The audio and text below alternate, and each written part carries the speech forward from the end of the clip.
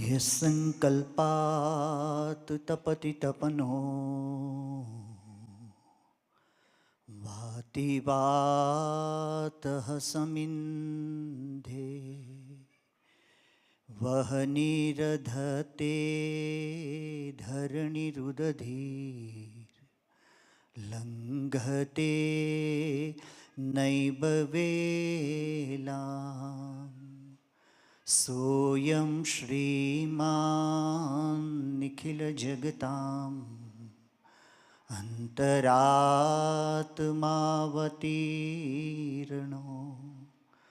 धर्मं रक्षन् दिशतु कुशलं स्वामिनारायणो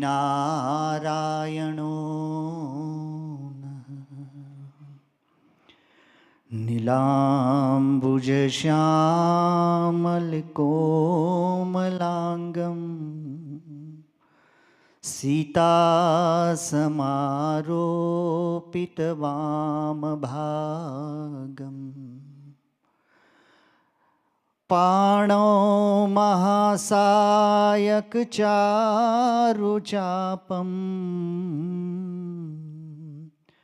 नमामि रामं रघुवंशनाथम्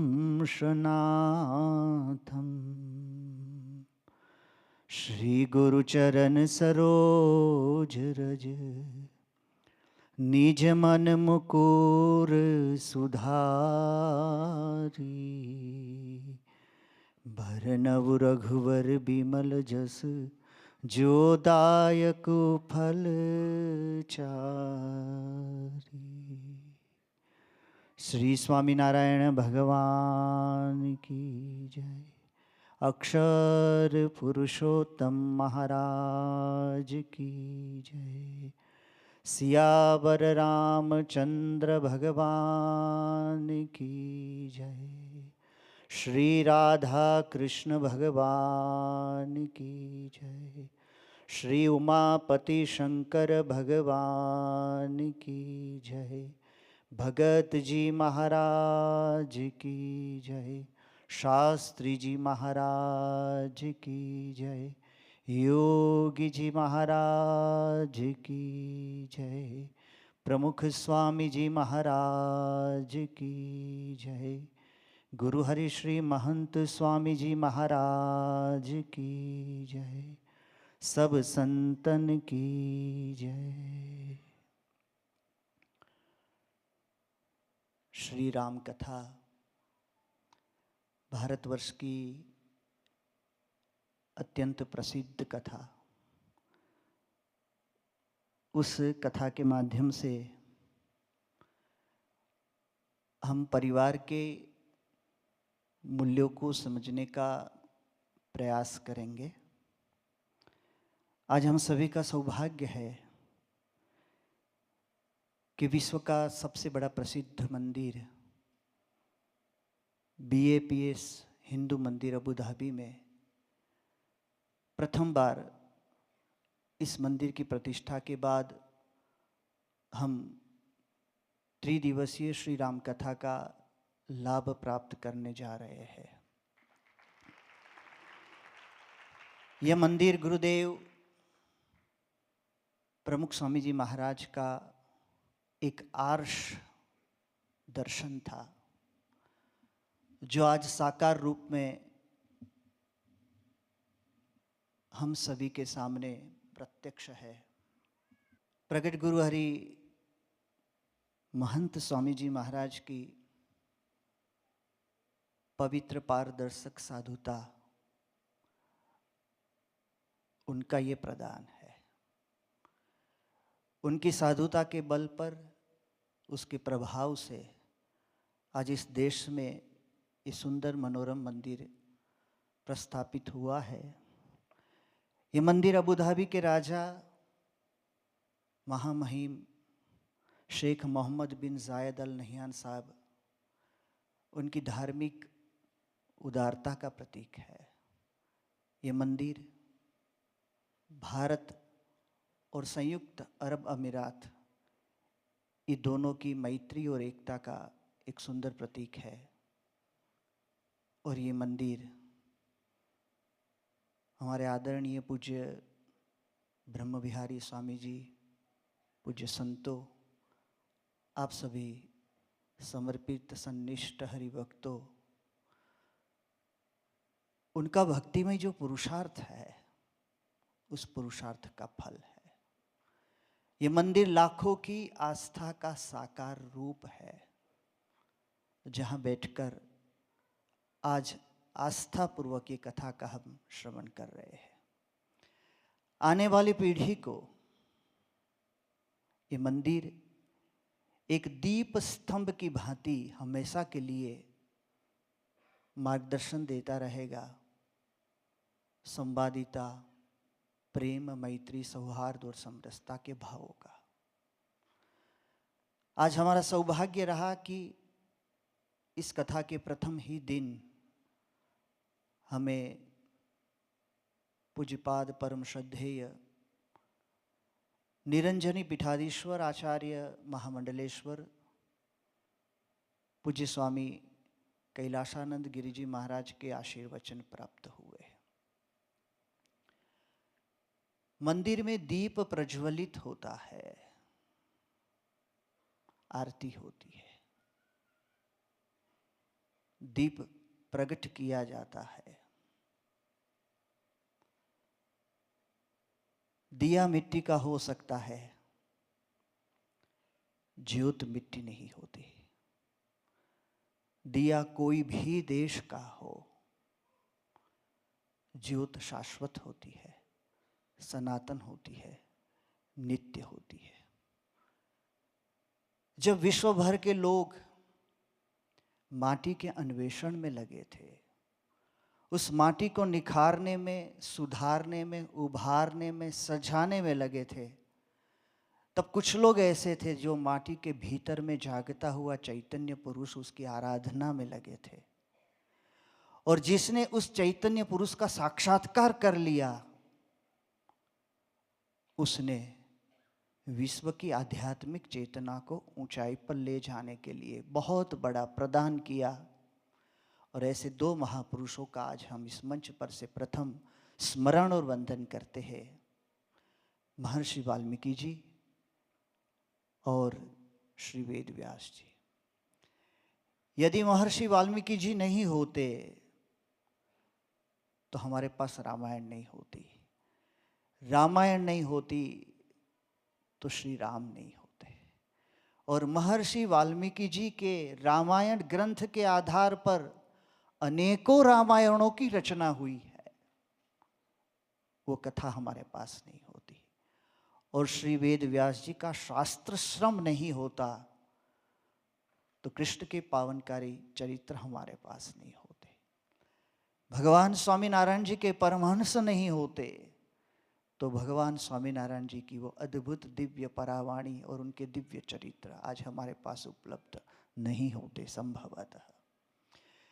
इसलिए भगवान के समकालीन परमहंसों ने, संतों ने, महापुरुषों ने जिस रूप से भगवान को देखा, परखा, अनुभव किया, वो वाणी को उन्होंने जब हमारे सामने लिखकर ये शास्त्र श्रम द्वारा प्रदान की, तब आज इतने वर्षों के बाद ये कथा में से आज भी हम लाभ प्राप्त कर रहे हैं। पारिवारिक मूल्यों की धरोहर के रूप में श्री राम कथा को हम देखने जा रहे हैं। राम कथा के अनंत विषयों है, परंतु त्रिदिवसीय कथा में हम परिवार के साथ जुड़ती हुई कथाओं का आधार लेकर उसमें से पारिवारिक एकता और पारिवारिक मूल्यों को समझने का प्रयास करेंगे। वाल्मीकि जी ने प्रारंभ में ही नारद जी को पूछा है। देखिए, महान ग्रंथ का शुभारंभ जब हो रहा है तो उसका उद्देश्य स्पष्ट है कि समाज के चरित्र को उन्नत करना, समाज को अध्यात्म की एक नई ऊंचाई पर पहुंचाना, और जिस कारण मनुष्य तन हम सभी को प्राप्त हुआ है वो देह सार्थक बने, इस प्रकार का प्रयास करना। इसलिए वाल्मीकि जी नारद जी को पूछते हैं, महर्षि देवर्षि को पूछते हैं, कौनवस्मिन् सांप्रतम लोके गुणवान कश्च वीर्यवान धर्मज्ञश्च कृतज्ञश्च सत्यवाक्यो दृढ़व्रतः चारित्रेण च को युक्तः सर्वभूतेषु को हितः विद्वान कः कः समर्थश्च कश्चैक प्रियदर्शन। इस समाज के अंदर मेरा चरित्र नायक कौन बनाओ मेरे ग्रंथ का, यह असमंजस में वाल्मीकि जी पड़े थे और नारद जी आए और नारद जी को पूछा कि मेरे ग्रंथ का चरित्र नायक कौन हो, जो ऐसा मुझे चाहिए, जो चरित्रवान स्वयं हो, धर्मज्ञ हो, कृतज्ञ हो, शास्त्रज्ञ हो, सभी जीवों के हित में उनकी रुचि हो और वही कल्याणकारी पथ प्रदर्शक हो, जिनके चरित्र से समाज का चरित्र बने। कौन है ऐसा? तब नारद जी ने महर्षि वाल्मीकि जी को श्री राम की कथा आलेखन करने का मार्गदर्शन दिया है और आज हमारे पास वाल्मीकि रामायण यहाँ पर उपलब्ध है, जिनके हमें दर्शन होते हैं। तो चरित्र उन्नत बने, महत्वपूर्ण बात ये है। तो संपूर्ण रामायण से सामाजिक चरित्र और व्यक्तिगत चरित्र ये कैसे श्रेष्ठ बने, इस विषय को लेकर हम 2 दिन तक बात करेंगे। आज की कथा एक प्रवेश के लिए हम करते हैं, क्योंकि हम सब जानते हैं कि स्वामी जी ने आज रामायण पर खूब सुंदर पूर्व भूमिका हमारे लिए बना के तैयार करके दी है अपने आशीर्वचनों के द्वारा। इसलिए प्रमुख स्वामी जी महाराज एक बात कहते थे कि हम चाहे कितने भी बड़े बन जाए, कुछ भी प्राप्त कर ले, कहीं पर भी पहुंच जाए, परंतु यदि जीवन चरित्रवान नहीं बना तो जीवन अधूरा रहेगा। एक शिल्पकार था, छेनी और हथौड़ी लेकर वो शिल्प को तराश रहा था। प्रखर ताप था और उस धूप से वो तिल मिला गया था, पसीने से पसीज गया था पूरा। और उतने में एक राजा की सवारी निकली।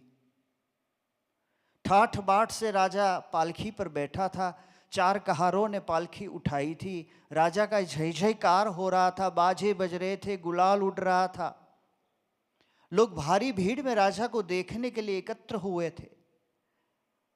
और उस समय ये शिल्पकार ने राजा को देखे और उसके मन में विचार आया, क्या ठाठ बाट से बैठा है, मैं यहां मजदूरी कर रहा हूं, पसीने से पसीज रहा हूं, काश मैं भी राजा होता। ये विचार स्वाभाविक है। उन्नति और प्रगति की महत्वाकांक्षा प्रत्येक मानव मन में रहती ही है, आगे बढ़ने की कामना। हमारे दिल्ली में एक टेम्पू के पीछे लिखा था, बड़ा बन के ट्रक बनूंगा।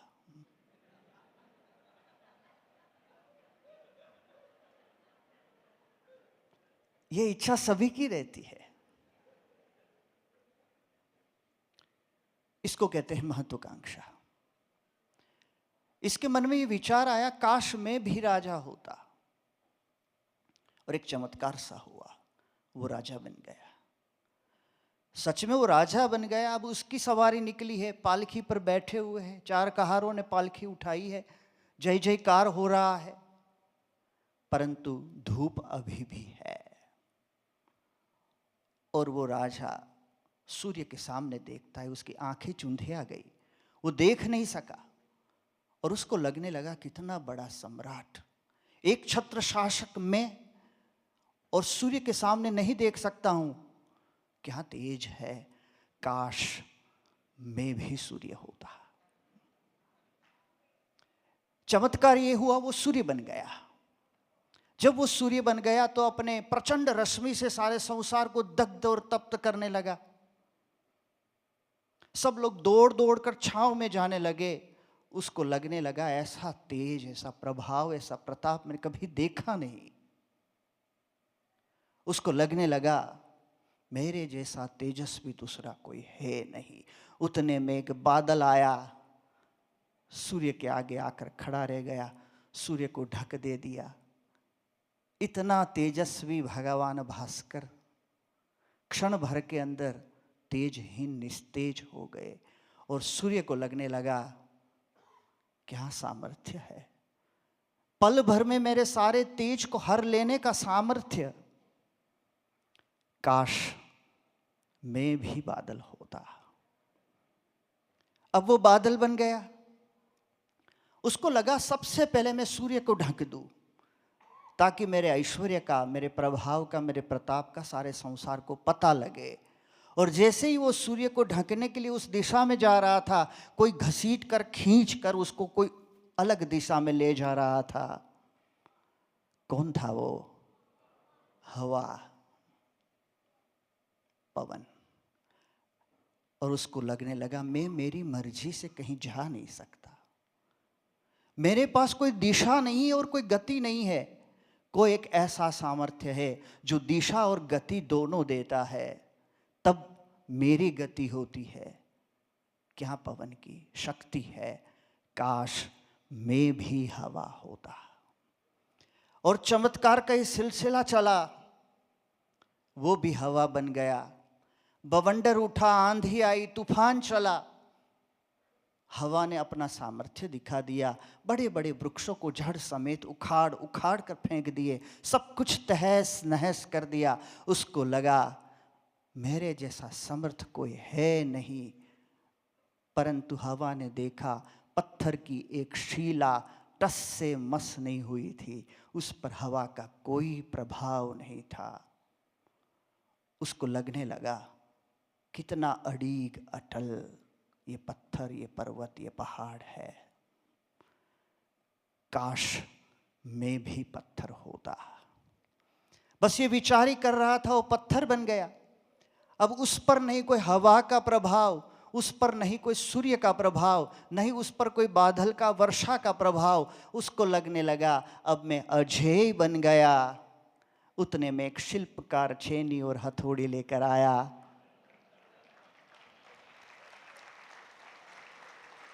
और उस पत्थर को तराशने लगा।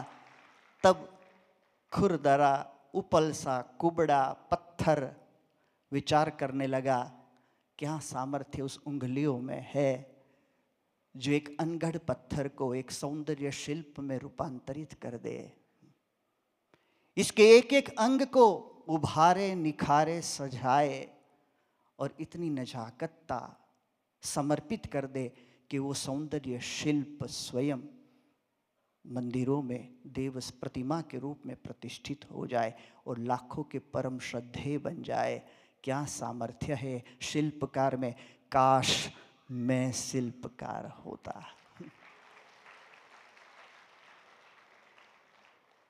जो पहले था ही। प्रमुख स्वामी जी महाराज ये बात कहते थे कि हम कुछ भी बन जाए, चाहे कितना भी ऐश्वर्य प्राप्त कर ले, चाहे कहीं पर भी पहुंच जाए, परंतु जब तक अपने आप के अंदर एक सौंदर्य शिल्प, एक चरित्र शिल्प का निर्माण कर सके, ऐसे शिल्पकार नहीं बनेंगे, तब तक जीवन अधूरा रहेगा। और वो सौंदर्य चरित्रमय शिल्प को गढ़ने के लिए हमारे शास्त्र है, इसलिए ये मंदिर है, इसलिए ये सत्संग है और इसलिए ये कथा है।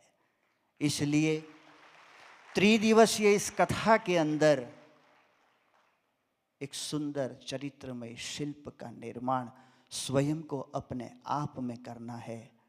छेनी भी हम है, हथौड़ी भी हम है, और निर्माण हमें करना है उस चरित्र को देखकर जो आदर्श के रूप में हमारे सामने हो।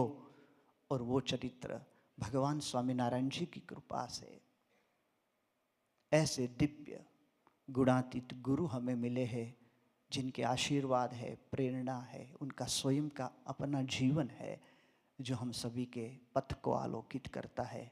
ऐसे महापुरुष के दिव्य चरित्र से हमारा जीवन चरित्रवान बनता है।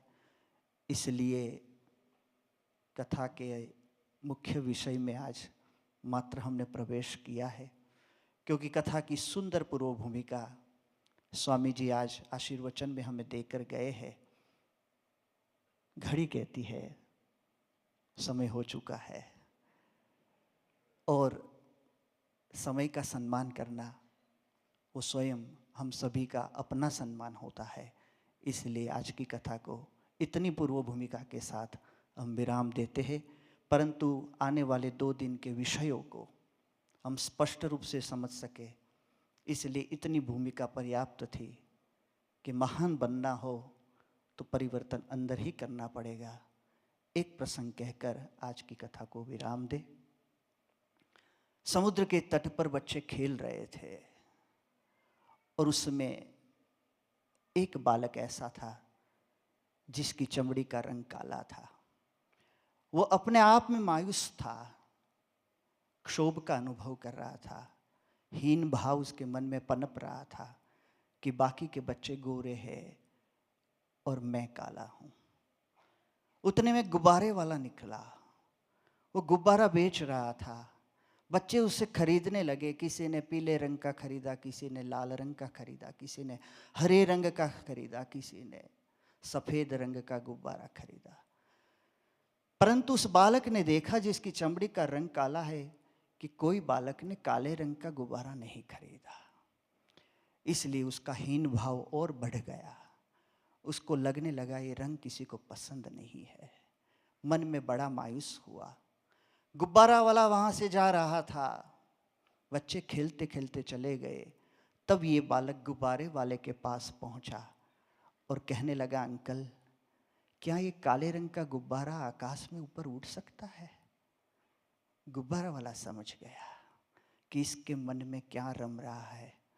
उसने कहा, बेटा, ये गुब्बारा भी आकाश में ऊपर उड़ता है, ले मैं तुझे देता हूं, लेकिन मेरे पास पैसे नहीं है।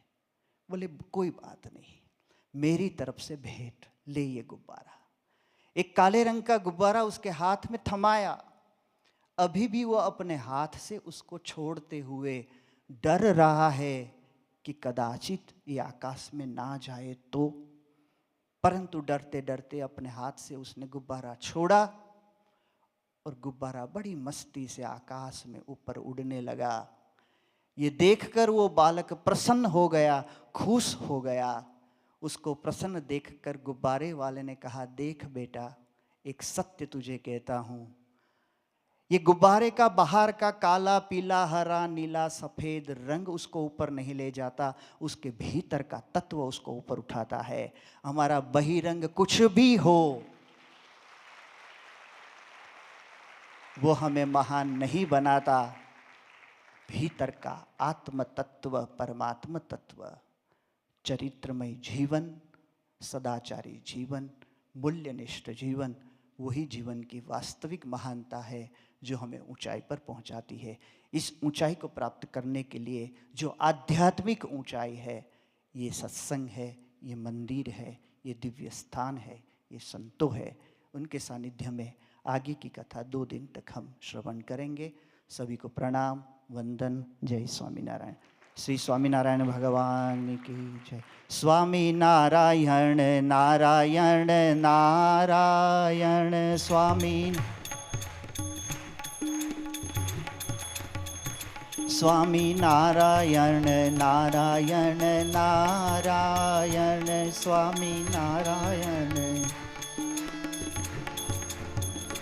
स्वामी नारायण स्वामी नारायण स्वामी स्वामी नारायण नारायण नारायण, स्वामी नारायण नारायण। श्री स्वामीनारायण भगवान की बोलिए। सियावर रामचंद्र भगवान। श्री महंत स्वामी जी महाराज।